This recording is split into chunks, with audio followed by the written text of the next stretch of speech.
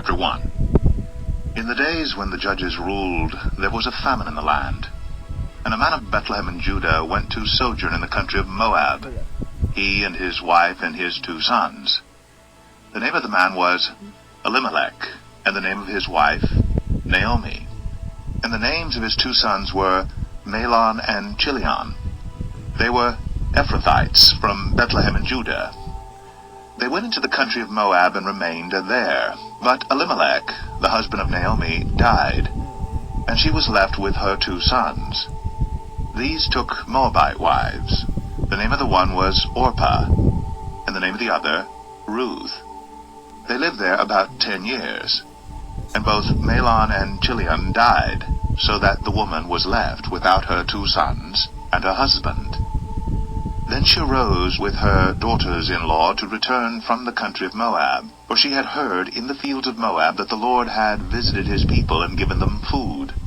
So she set out from the place where she was with her 2 daughters-in-law, and they went on the way to return to the land of Judah. But Naomi said to her 2 daughters-in-law, "Go, return each of you to her mother's house. May the Lord deal kindly with you, as you have dealt with the dead and with me. The Lord grant that you may find rest, each of you, in the house of her husband." Then she kissed them, and they lifted up their voices and wept. And they said to her, "No, we will return with you to your people." But Naomi said, "Turn back, my daughters. Why will you go with me?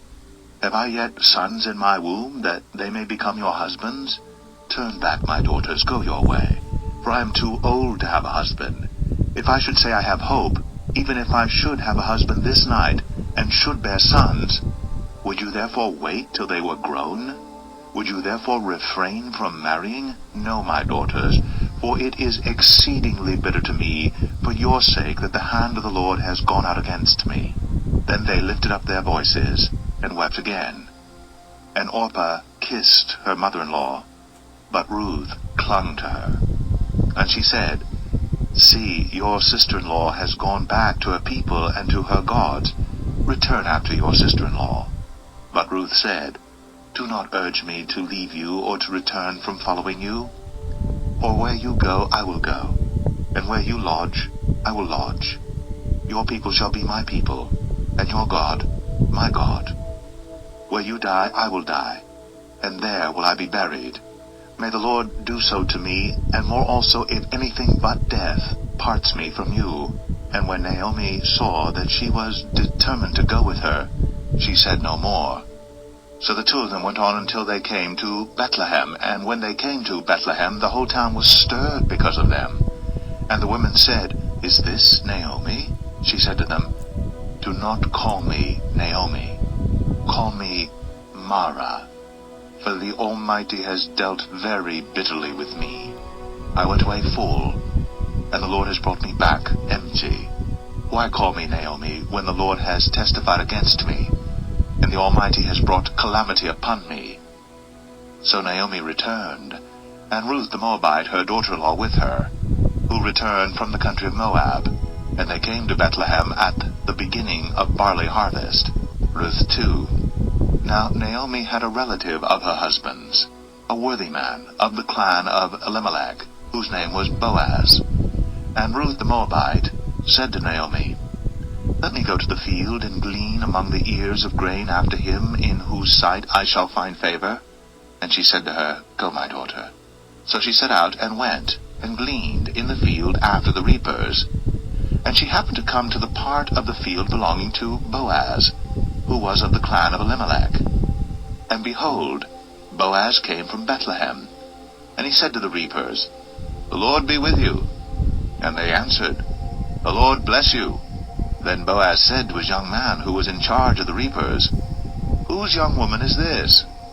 And the servant who was in charge of the reapers answered, "She is the young Moabite woman who came back with Naomi from the country of Moab." She said, "Please let me glean and gather among the sheaves after the reapers." So she came, and she has continued from early morning until now, except for a short rest. Then Boaz said to Ruth, "Now listen, my daughter.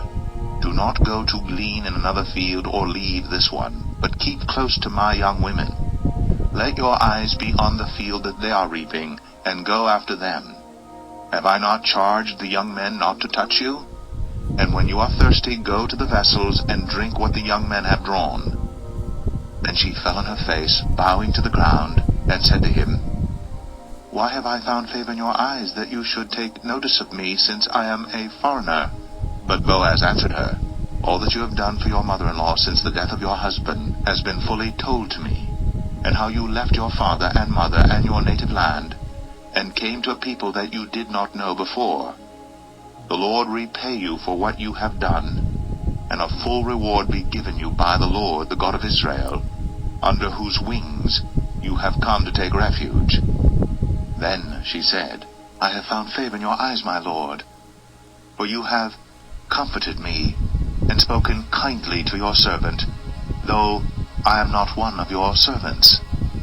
And at mealtime Boaz said to her, Come here, and eat some bread, and dip your morsel in the wine. So she sat beside the reapers, and he passed to her roasted grain.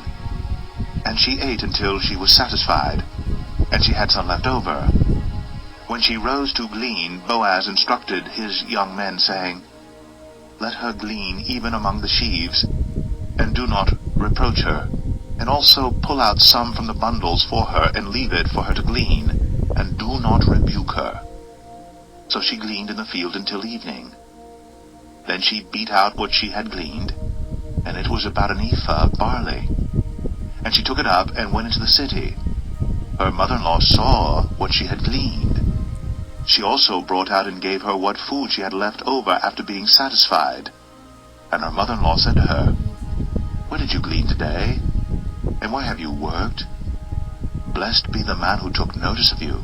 So she told her mother-in-law with whom she had worked, and said, The man's name with whom I worked today is Boaz.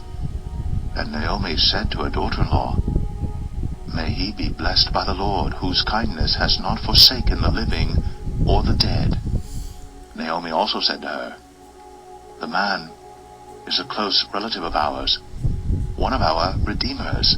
And Ruth, the Moabite, said, Besides, he said to me, You shall keep close by my young men until they have finished all my harvest. And Naomi said to Ruth, her daughter-in-law, It is good, my daughter, that you go out with his young women, lest in another field you be assaulted. So she kept close to the young women of Boaz, gleaning until the end of the barley and wheat harvests. And she lived with her mother-in-law. Ruth 3. Then Naomi, her mother-in-law, said to her, My daughter, should I not seek rest for you, that it may be well with you? Is not Boaz our relative with whose young women you were? See, he is winnowing barley tonight at the threshing floor. Wash therefore, and anoint yourself, and put on your cloak, and go down to the threshing floor. But do not make yourself known to the man until he has finished eating and drinking. But when he lies down, observe the place where he lies. Then go, and uncover his feet, and lie down, and he will tell you what to do. And she replied, All that you say I will do. So she went down to the threshing floor, and did just as her mother-in-law had commanded her. And when Boaz had eaten and drunk, and his heart was merry, he went to lie down at the end of the heap of grain. Then she came softly, and uncovered his feet, and lay down. At midnight the man was startled, and turned over, and behold, a woman lay at his feet. He said, Who are you? And she answered, I am Ruth, your servant. Spread your wings over your servant, for you are a redeemer. And he said, May you be blessed by the Lord, my daughter. You have made this last kindness greater than the first, in that you have not gone after young men, whether poor or rich. And now, my daughter, do not fear. I will do for you all that you ask, for all my fellow townsmen know that you are a worthy woman. And now it is true that I am a redeemer, yet there is a redeemer nearer than I. Remain tonight, and in the morning, if he will redeem you, good, let him do it. But if he is not willing to redeem you, then, as the Lord lives, I will redeem you. Lie down until the morning. So she lay at his feet until the morning, but arose before one could recognize another, and he said, "Let it not be known that the woman came to the threshing floor." And he said, "Bring the garment you are wearing, and hold it out." So she held it, and he measured out 6 measures of barley, and put it on her. Then she went into the city. And when she came to her mother-in-law, she said, "How did you fare, my daughter?" Then she told her all that the man had done for her, saying, "These 6 measures of barley he gave to me, for he said to me, 'You must not go back empty-handed to your mother-in-law.'" She replied, "Wait, my daughter, until you learn how the matter turns out. For the man will not rest, but will settle the matter today." Ruth 4. Now Boaz had gone up to the gate, and sat down there, and behold, the Redeemer, of whom Boaz had spoken, came by. So Boaz said, "Turn aside, friend, sit down here." And he turned aside and sat down. And he took 10 men of the elders of the city, and said, "Sit down here." So they sat down. Then he said to the Redeemer, "Naomi, who has come back from the country of Moab, is selling the parcel of land that belonged to our relative Elimelech. So I thought I would tell you of it, and say, buy it in the presence of those sitting here, and in the presence of the elders of my people. If you will redeem it, redeem it. But if you will not, tell me, that I may know, for there is no one besides you to redeem it, and I come after you." And he said, "I will redeem it." Then Boaz said, "The day you buy the field from the hand of Naomi, you also acquire Ruth the Moabite, the widow of the dead, in order to perpetuate the name of the dead in his inheritance." Then the Redeemer said, "I cannot redeem it for myself, lest I impair my own inheritance. Take my right of redemption yourself, for I cannot redeem it." Now this was the custom in former times in Israel concerning redeeming and exchanging. To confirm a transaction, the one drew off his sandal and gave it to the other. And this was the manner of attesting in Israel. So when the Redeemer said to Boaz, "Buy it for yourself," he drew off his sandal. Then Boaz said to the elders and all the people, "You are witnesses this day that I have bought from the hand of Naomi all that belonged to Elimelech, and all that belonged to Chilion and to Mahlon. Also Ruth the Moabite, the widow of Mahlon, I have bought to be my wife, to perpetuate the name of the dead in his inheritance, that the name of the dead may not be cut off from among his brothers and from the gate of his native place. You are witnesses this day." Then all the people who were at the gate and the elders said, "We are witnesses. May the Lord make the woman who is coming into your house like Rachel and Leah, who together built up the house of Israel. May you act worthily in Ephratah, and be renowned in Bethlehem. And may your house be like the house of Perez, whom Tamar bore to Judah, because of the offspring that the Lord will give you by this young woman." So Boaz took Ruth, and she became his wife, and he went in to her.